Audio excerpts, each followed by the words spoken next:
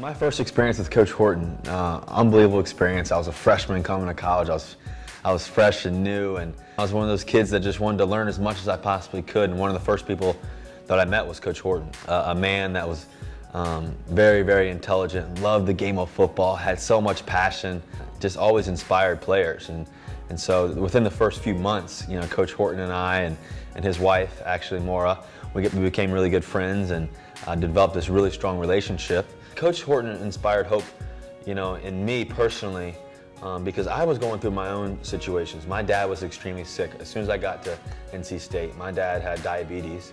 A lot of things were going on personally for me. This man, Coach Horton, my coach, was an individual that just, you know, always had a smile on his face. Always was a guy that was the first one there, the last one to leave. Always was so dedicated to his players and just had fun doing it too at the same time. And I think for me, you know, getting to know Coach Horton on a personal level was really important. But I distinctly remember after a game, I walked into the locker room. We played a big game, huge win. I forget who we played, but a huge win my freshman year.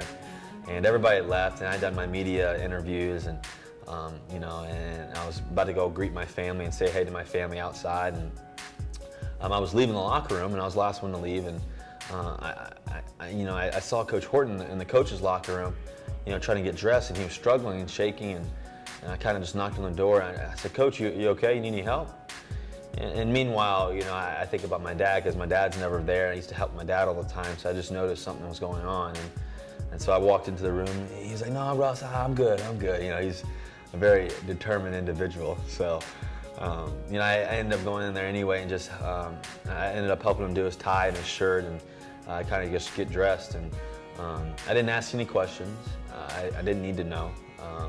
But I also knew that this was a man that had so much heart, so much love for his family, first of all, for Miss Horton and the kids, and then also just for his players. And so I didn't tell anybody. I didn't tell anybody what was going on. The players didn't really recognize, because this man was just coming to practice every day, despite what was going on with his disease. And I just showed, you know, how when you really believe in something, how you're mentally strong, it can inspire hope in others, and it definitely inspired hope in myself. You know, Coach Horton and Maura too as well.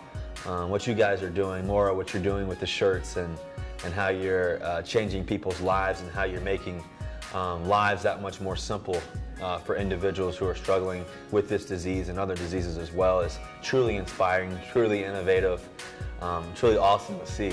Very excited for you. And then, you know, Coach Horton, just what you've done in my life. You know, I'm going into my 3rd year in the National Football League, and I've had a great 2 years so far, but you really learn that life's not just all about football.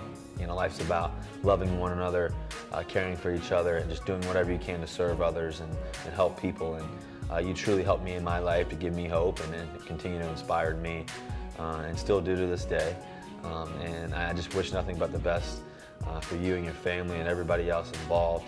The American Parkinson's Disease, we want to do everything that we can to support this wonderful mission, and I hope that you guys join us in supporting this wonderful mission. Everybody that's involved, tell your friends, tell your family, and let's continue to join this mission and keep fighting for Parkinson's disease.